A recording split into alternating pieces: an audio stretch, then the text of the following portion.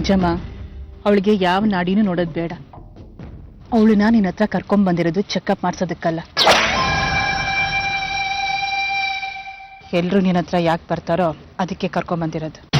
ಓ ಹಂಗಾರೆ ಮಗಿನ ಮಟಾಶ್ ಮಾಡ್ಬಿಡ್ಬೇಕು ಅನ್ನಿ. ಅವಳ ಹೊಟ್ಟೆಲ್ ಬೆಳೀತಿರೋ ಮಗು ನನ್ನ ಮಗನ ನುಂಗಾಕ ಕೊಡ್ತಿದ್ದೆ. ಅದನ್ನ ಬೇರ್ ಸಮೇತ ಕಿತ್ತು ಹಾಕ್ಬೇಕು. ಇಷ್ಟು ಹೇಳಿದಿರಲ್ಲ ಬಿಡುವ, ಇನ್ನು ಉಳಿದಿದ್ದೆಲ್ಲ ನಾನ್ ನೋಡ್ಕೊತೀನಿ. ಅರ್ಧ ಗಂಟೆ ಕೆಲಸ ಎಲ್ಲ ಬಳಿದು ಬಿಸಾಕ್ಬಿಡ್ತೀನಿ. ಜೋಪಾನ. ಹೋಗ್ಲಿ ಬಿಡು, ಯಾವ ಪರೀಕ್ಷೆನೂ ಬೇಡ. ಇದನ್ನ ಕುಡಿದು ಬಿಡು. ಇದನ್ನ ಕುಡಿದ್ರೆ ನೀನು ನಿನ್ನ ಮಗ ಇಬ್ರು ಗಟ್ಟು ಮುಟ್ಟಿಯಾಗಿರ್ತೀರ. ಯಾವ ಮಾತ್ರೆನೂ ಬೇಡ, ಯಾವ ಸಿರಪ್ಪು ಬೇಡ. ತಗೋ ಕುಡಿ. ನನ್ಗಿದೆಲ್ಲ ಬೇಡ, ನಾನು ಕುಡಿಯಲ್ಲ. ನೀನು ಕುಡಿಯಕ್ಕಿಲ್ಲ ಅಂದ್ರೆ ನಾನು ಬಿಟ್ಟು ಬಿಡ್ತೇನಾ? ಕುಡಿ ಕುಡಿ.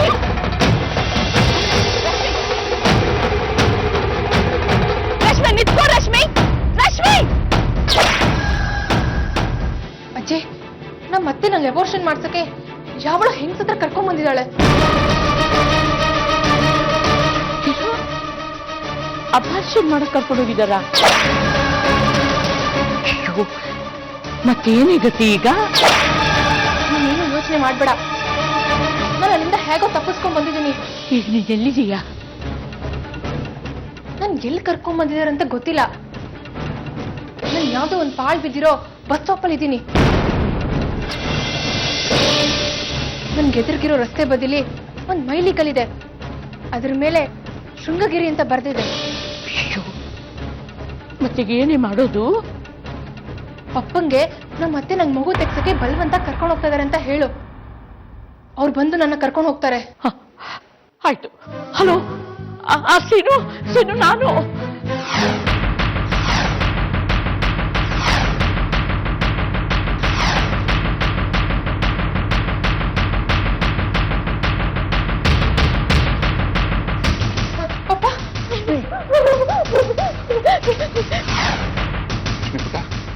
ಏನು ಆಗಿಲ್ಲ ತಾನೆ?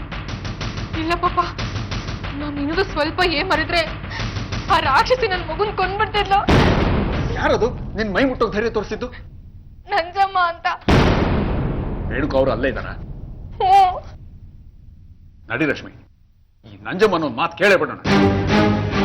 ಮಗು ತೆಗೆಯೋ ಧೈರ್ಯ ಹೇಗೆ ತೋರಿಸಿದ್ರು ಅಂತ. ಅಕ್ರಮವಾಗಿ ಮಗು ತೆಗೆಸೋದು ಕಾನೂನು ಪ್ರಕಾರ ಅಪರಾಧ ಅಂತ ಗೊತ್ತಿಲ್ವಾ? ನನ್ನ ಮೊಮ್ಮಗನೇ ಸಾಯಿಸಕ್ ಹೊರಟಿದೆಯಲ್ಲ, ಎಷ್ಟು ಧೈರ್ಯ ನಿನಗೆ? ಅಯ್ಯ, ನಾನೇನಪ್ಪ ಮಾಡ್ಲಿ? ಆ ಹುಡುಗಿ ಅತ್ತನೇ ಮಗನ ತೆಗ್ದಾಕು ಅಂದ್ರು. ಅವ್ರು ಹೇಳಿದ್ರು ಅಂತ ನೀನ್ ಸಾಯಿಸಕ್ ಹೊರಟ್ಬಿಡೋದ? ಏನಾದ್ರೂ ಹೆಚ್ಚು ಕಮ್ಮಿ ಆಗಿದ್ರೆ ಕಂಬಿ ಎಣಿಸೋ ಹಾಗೆ ಮಾಡ್ತಿದ್ದೆ. ಏನ್ರಿ ನೀವು ಬಹಳ ದೊಡ್ಡ ಮನುಷ್ಯರು ಅಂತ ಅನ್ಕೊಂಡಿದ್ದೆ.